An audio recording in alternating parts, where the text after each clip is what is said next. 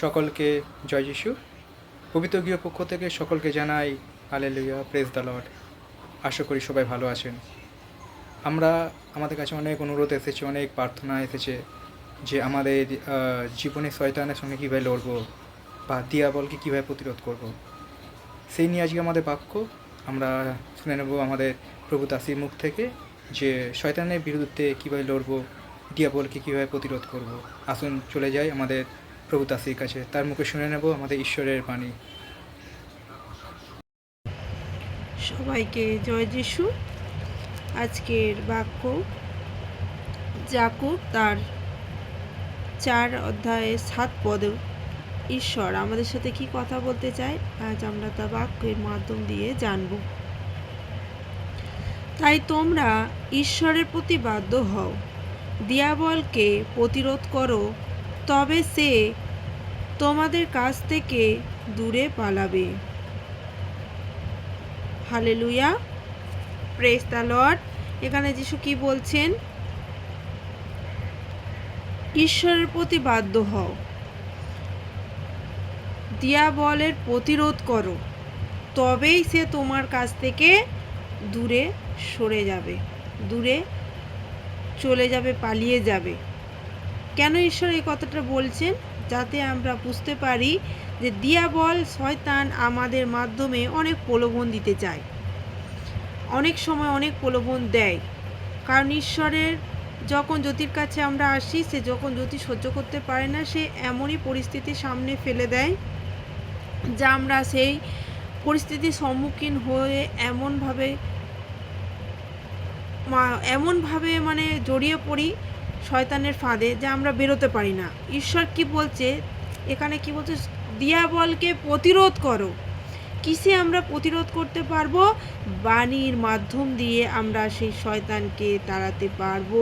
সে বাণীর মাধ্যম দিয়ে তুলে ধরে আমরা প্রার্থনা করব, আর শয়তান তখন পালিয়ে যাবে। কারণ সে বাণীকে ভয় করে, কারণ সে বাক্যর মধ্য দিয়ে তার আগুন তার শরীরে যাবে। তার জন্য ঈশ্বর কি বলছে? তোমরা দিয়াবলকে প্রতিরোধ করো। আমাদের সেই শক্তি দিয়েছে প্রতিরোধ করার, আমাদের সেই আশীষ দিয়েছে তিনি প্রতিবাদ করার। আমরা যেন যখনই প্রার্থনা করব, আমরা বিশ্বাসের সঙ্গে যখন প্রার্থনা করব, বাক্য তুলে ধরে যখন প্রার্থনা করব, তিনি আমাদের মধ্যে সে আশীষ দেবেন, সেই পবিত্র আত্মাকে পাঠাবেন। সেই পবিত্র আত্মা যখন প্রার্থনা করব, আর সে পবিত্র আত্মার মাধ্যম দিয়ে সে শয়তান ভয়ে পালিয়ে যাবে। প্রতিরোধ করতে তখনই পারবো যখন বারবার ঈশ্বর তার বাক্যের মাধ্যম দিয়ে যখন বলেছেন সেই বাক্য কার্যকারী, সেই বাক্য আমাদের জীবনে ফলবান। কারণ প্রভু বলেছেন আমরা তার ডালি, তিনি আমাদের শাখা। আর যখন আমরা সেই প্রার্থনার মধ্য দিয়ে ঈশ্বরের কাছে আমাদের সমস্ত কিছু যাচনাকে তুলে ধরব, তিনি সেই শয়তানকে তখন সেখান থেকে দূরে সরিয়ে দেবেন। তারপরে কি বলছে? তোমরা ঈশ্বরের কাছে এসো, তিনি তোমাদের কাছে কাছে আসবেন। কি বললেন প্রভু? যে আমরা যদি তার কাছে যাই, তবে তিনি আমাদের কাছে আসবেন। আর হে পাপী সকল, হাত শুদ্ধ করো। হাত শুদ্ধ করতে বলছে। হে দোমনা সকল, হৃদয় নির্মল করো। ঈশ্বর কি বলছে?